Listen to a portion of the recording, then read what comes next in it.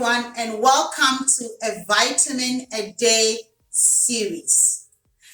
Vitamin of interest today is vitamin D. Vitamin D comes in three common forms that our body uses. Why is vitamin D important? Vitamin D is important in several body functions, especially in calcium absorption. As we all know, our framework is skeletal, right? Is the bone. Calcium absorption helps to fortify our bones, our framework, our skeleton. Therefore, inadequate amounts of vitamin D will cause low or no calcium availability in our body, which could make us have weak, thin, less bone. And we don't want that. We want our framework to be solid. Calcium is very important and is connected to vitamin D because vitamin D helps us to absorb. We have three available forms of vitamin D, like I said earlier. One is D2, the second is D3, the third is calcitriol.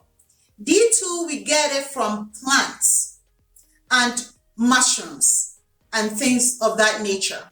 Vitamin D3, our body actually synthesizes it when we have adequate amount of UVB radiation light on our skin. So you could tell, right, that the type of skin you have could cause you to have less or more UV light into your body. So the next is the calcitriol. Calcitriol is an available form of vitamin D that the body uses. When the body has enough calcium, it saves some in the liver. And that is called calcidiol. It's a D, calcidiol. It stores it. And when calcium is needed, it breaks it, dissolves it in a fat, soluble medium for the body to absorb, to do what it needs to do. Okay? So vitamin D is a fat soluble vitamin because it requires a fatty medium to dissolve. That is the simplest way to put it. And like I said earlier, the three forms of vitamin D, that is the D2. D2 we get from plants. And because we get from plants, if your food doesn't have adequate amount of vitamin D rich plant-based nutrients, you will not be able to absorb the amount you need for your body to function right. Similarly, vitamin D3, the part that our body actually synthesizes when we have an appreciable amount of UVB radiation on our skin to trigger that sequence to get a D3. When your skin is thick and it doesn't allow the UVB light to penetrate to trigger, then you won't have enough D3. Also, when you are melanin rich, like I am, and you live in a condition where you don't have a lot of sunlight, let's say you are caged in a room, or you are kept in a room, or you are room confined because of a condition, a health condition, you can't walk out much, or you find yourself in the diaspora where we have seasonal changes to the point that some part of the year you don't even get exposed to the sun to get access to the UV radiation, your amount of D3 would be low. That's why you hear people say that, oh, my D3 was low when I did my lab work. All because we don't live in the tropics anymore. In the tropical regions, we have sun all seasons. So our melanin-rich skin is able to absorb the UV light to synthesize D3, and we don't find ourselves lacking vitamin D. But in the diaspora, where we have seasonal changes influencing sun exposure to our skin, we find ourselves having D3 deficiency.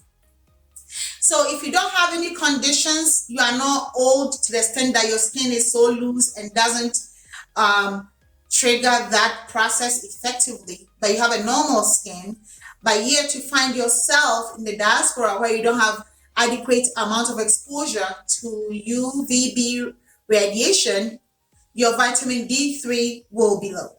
For calcitriol is the available form of calcium the body uses. So it has to be available inside your body. So saying that, the recommendation is to have 20 to 50 nanogram per milliliter of vitamin D in your bloodstream. When they do your lab work, it should be 20 to 50 of the D3. So D3, because D3 is the most bioavailable form of vitamin D in your blood. When I say bioavailable, I mean it's the type of vitamin D that is available for your body to use easily. And then vitamin D3 also circulates in your bloodstream longer than D2 or the others. So D3 is very important. If your body cannot get adequate sunlight to initiate the UVB radiation synthesis process, you need to take over-the-counter vitamin D3 supplement to help you. The recommendation is if you are less than 70 years of age, you take 600 international units of vitamin D3 over-the-counter supplement. On the other hand, if you are more than 70 years of age, the recommendation is 800 international units of vitamin D3 supplement daily. So when you go to Walgreens and other stores or Walmart, you see that we have vitamin D3 in different international units. If you are melanin rich like me and you live in the diaspora, I would recommend you take more than 800 international units because you have several factors going against you. You don't have sun exposure, especially in the winter, depending on where you live, right? And also, if you are elderly, your absorption for D3 could be less, or your food may not be fortified with fatty acids to dissolve the vitamin for it to be absorbed into your bloodstream. Okay, so for foods that are rich in vitamin D, we have fish, especially the fatty fish like tuna, mackerel, salmon, or fortified foods like cereal, milk, cheese. Those ones are very important. But then again, you have a chronic condition like ulcerative colitis or Crohn's disease, or you have malnutrition, or you drink alcohol so you're not able to absorb your nutrients. It's all going to factor into how much vitamin D3, vitamin D2 you can absorb from your plant-based food, or vitamin D3 or D you can absorb from food. Okay, so the vitamins, it could be available, but your absorption rate could be lower because of your health conditions. And also, UVB has to be in adequate amount. Too much exposure to the sunlight, the UVB radiation, like I said, is a form of radiation. So it can actually denature your DNA of your cell. Let's say you expose your skin to radiation. It will go deeper to the cell to change the DNA of the cell. So all you need is adequate amount, not to the extreme. Let's say you stay in the sunlight for UVB activation of your D3 synthesis. The max amount I would recommend is don't stay in the sunlight more than 10 minutes because too much exposure to the UVB could damage your skin. It's a radiation. But like we always say, moderation is key. Extremes are not. Moderation is what we want. Moderation. Be in the middle. That's what we want. All right. Now let's go to what vitamin D deficiency could do to you. Because vitamin D is important for our framework, our skeleton, our skeletal muscle, lack of it could give you health conditions like osteopenia, which weakness of the bone, osteoporosis, thinness of the bone, osteomalacia, bone loss. So your framework, you're going to be petite, you lose bone because you'll be losing calcium. Remember, vitamin D helps with calcium absorption. So the more vitamin D you have, the better your calcium level. And in the same vein, if you don't have vitamin D enough and you don't have calcium enough, then your bone is going to be fractured, right? Because your bone is weak. You could be having twitches too. It could even cause you high blood pressure because it's all about conduction in the body and also bone formation, how things move. Nothing moves in isolation in our body. They all move in synergy, the way we were created. So a dysfunction in one of them could trigger a malfunction in the other. They work together in unison. And too much vitamin D, which is called hypervitaminosis D, could also lead to hypercalcemia. That is, you have too much calcium in your body. And when you have too much calcium in your body, calcium will deposit, right? You may have kidney stones, stones in other parts of your body. You may have nausea, vomiting. You may have abnormal conduction. You could even have a seizure. You may have delayed growth. See, like things will move like a should.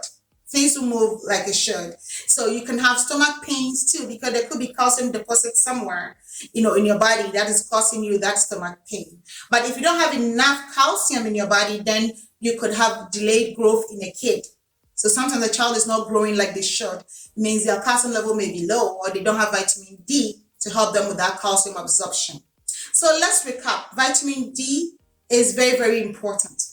The most or the best available form of vitamin D to the body is D3.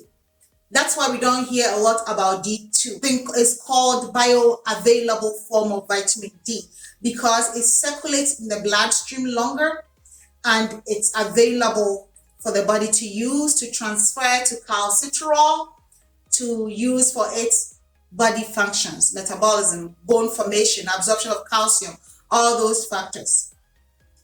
And if you don't have enough of vitamin D, then you don't have enough of calcium because vitamin D drags along calcium. It helps you absorb it. The recommended dose if you are less than 70 years of age is 600 international units.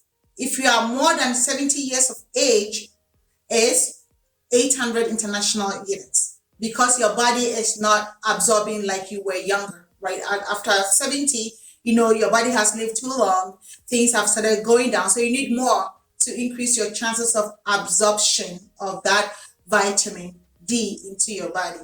In the same way, when you do your blood work, the recommended blood level to show that you have adequate amount of vitamin D in your body is that your D3 should be 20 to 50, falls below 20 means you are low in vitamin D. And you have to start getting other forms of vitamin D into your body, whether you expose yourself to the UVB radiation to trigger D3 synthesis, or you get enough fortified food like cereal, milk, cheese. If it's fortified with vitamin D, you get it in to increase. Or eat tuna, mackerel, salmon, fatty fishes that have good source of vitamin D. You eat them to replenish your vitamin D. But like they said, too much of everything is bad. So as you don't want deficiency, you don't want to be hyper vitamin D. You don't want to have that situation too. So it's all about finding a fine balance. Life is all about balance. It's a balancing act. And you can't stay away from fat and expect your vitamin D to be absorbed in your body. You need to have some adequate amount of fat because a fat soluble vitamin. So I hope it's been helpful. This is a vitamin a day, and today we did cover vitamin D. Share your comments. Thank you for watching.